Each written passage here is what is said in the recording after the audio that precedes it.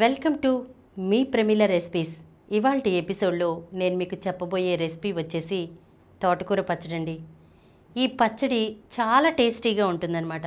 మనకు ఇంట్లో చిన్నపిల్లలు తోటకూర తినడానికి ఇష్టపడరు కదా, అలాంటప్పుడు ఇలా పచ్చడి రూపంలో చేసి పెట్టినట్లయితే కనుక వాళ్ళు చాలా ఇష్టంగా తింటారండి.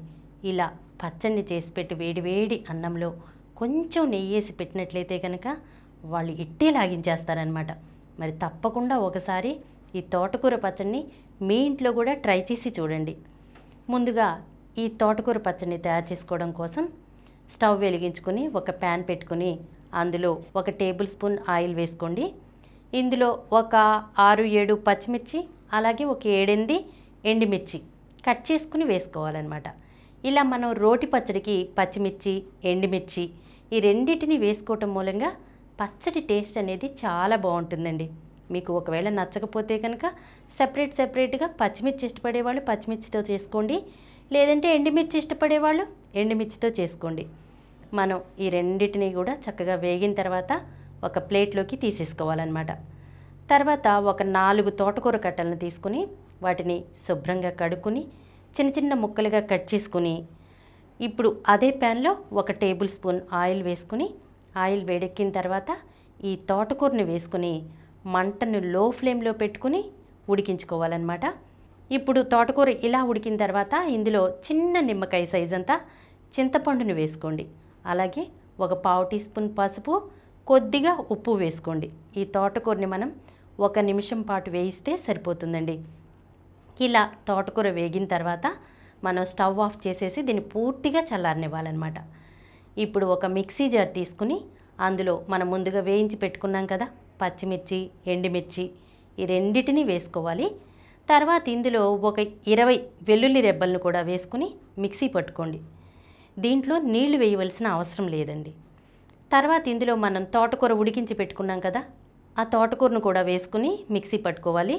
ఇప్పుడు పట్టుకున్న తర్వాత కొంచెం పచ్చడి ఇలా మిక్సీ పట్టిన తర్వాత పచ్చడి కొంచెం ఏదైనా మరీ కొద్దిగా గట్టిగా అనిపిస్తే కనుక కొంచెం వాటర్ వేసుకుని మిక్సీ పట్టుకోండి. మనకేంటంటే ఈ పచ్చడి మరీ మెత్తగా అవ్వకూడదు, కొంచెం కచ్చపచ్చగా ఉంటేనే పచ్చడి టేస్ట్ బాగుంటుంది కదండి. ఇది మీ అందరికీ తెలిసిన విషయమే కదా, ఎప్పుడు మెత్తగా అయితే బాగోదు పచ్చడి. ఇప్పుడు ఏం చేయాలంటే దీనికి కొంచెం తాలింపు అనేది పెట్టుకోవాలన్నమాట. ఇప్పుడు ఒక ప్యాన్ పెట్టుకుని అందులో 1 టేబుల్ స్పూన్ ఆయిల్ వేసుకోండి. ఆయిల్ వేడెక్కిన తర్వాత ఇందులో ఒక 1/2 టీ స్పూన్ ఆవాలు, 1/2 టీ స్పూన్ జీలకర్ర, అలాగే 1 టీ స్పూన్ పచ్చిశనగపప్పు, 1 టీ స్పూన్ మినపగుళ్ళు, కొద్దిగా మెంతులు వేసి వేయించుకోండి.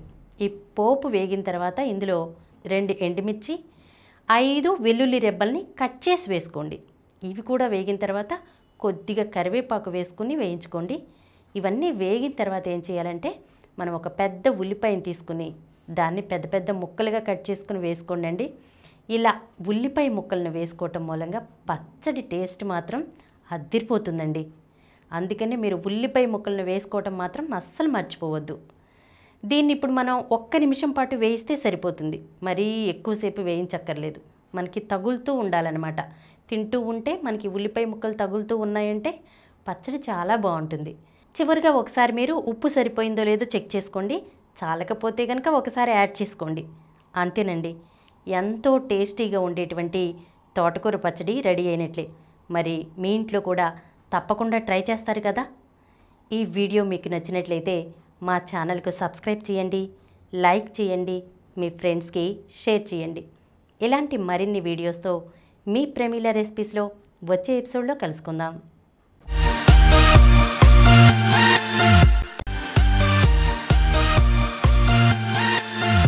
ఈ కార్యక్రమం మీకు ఎంతో నచ్చింది కదా.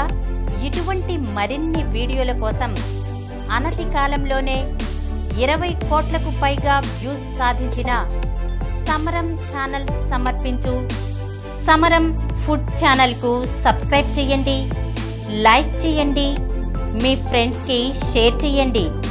అలాగే ప్రక్కనున్న గంట సింబల్ని ప్రెస్ చేయడం మర్చిపోకండి.